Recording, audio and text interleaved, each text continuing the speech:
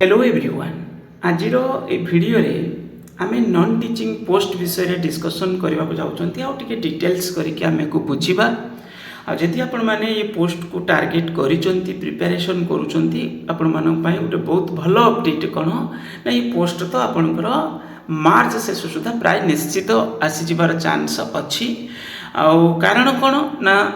उत्तर रे या रखा जाय जे कोन ना ऑलरेडी पठेई माने ताकर जो डिटेल्स वैकेंसी डिटेल्स सेटा एसएसबी को ऑलरेडी दिया सरछि ता माने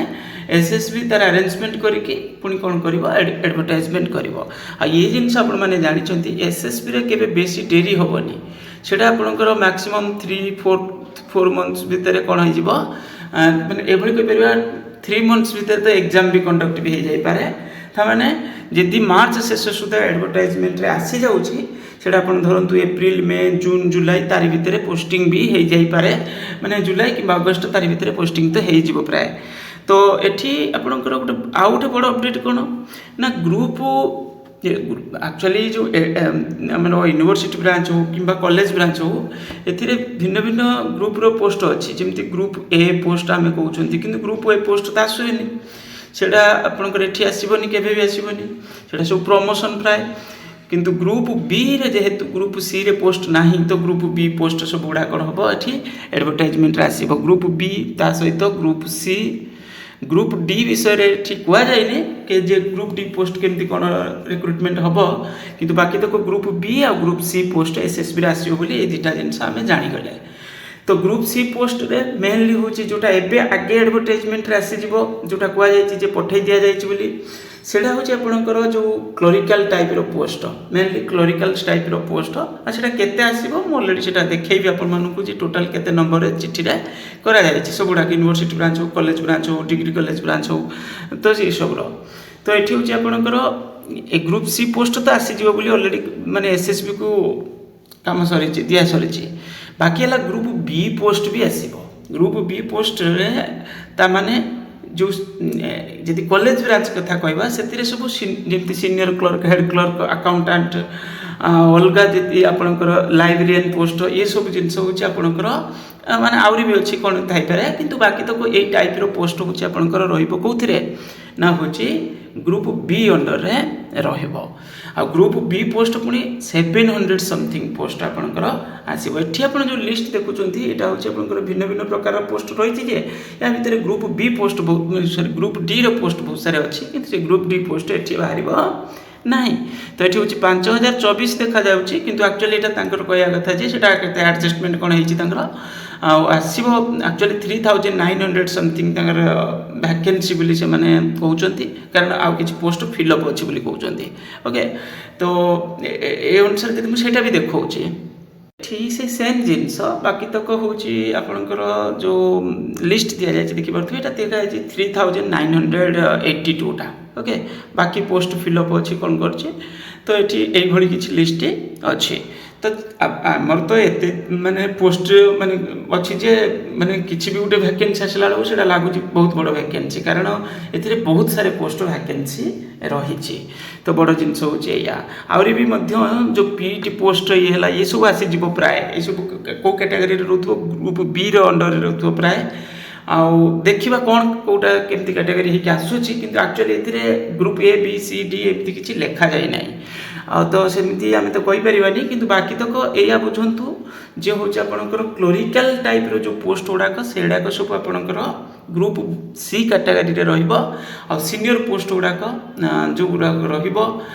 तो एया बुझंतु सेडा सब आपन कॉलेज लेवल ले भी देखिथिबे से सब आपनकर ग्रुप बी कैटेगरी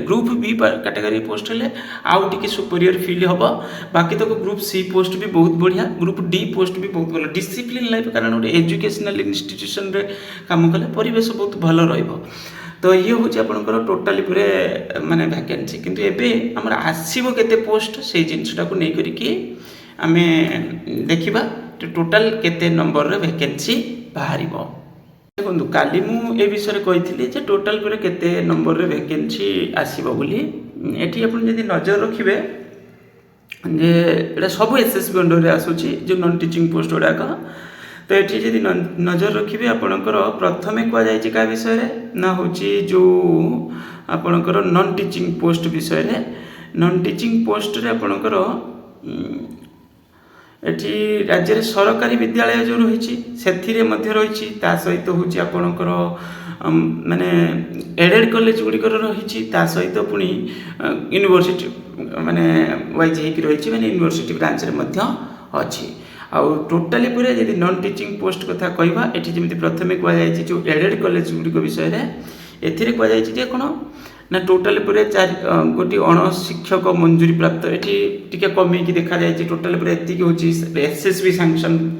पोस्ट सेठी देखा टोटाल सैंक्शन कथा ये एसएसबी सैंक्शन कथा कहुई मंजूरी प्राप्त ता भर 1397 अच्छी बाकी एतिकी पोस्ट हूँ खाली अच्छी बोली कहीपर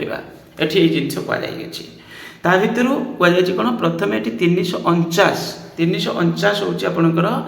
एसएसबी को ऑलरेडी दिखाई मुझे हिसाब से रखी आउ यूनिवर्सिटी ब्रांच रे जो क्लोरिकल पोस्ट केते दिखाई 436 एटा बुझुन 436 प्लस 349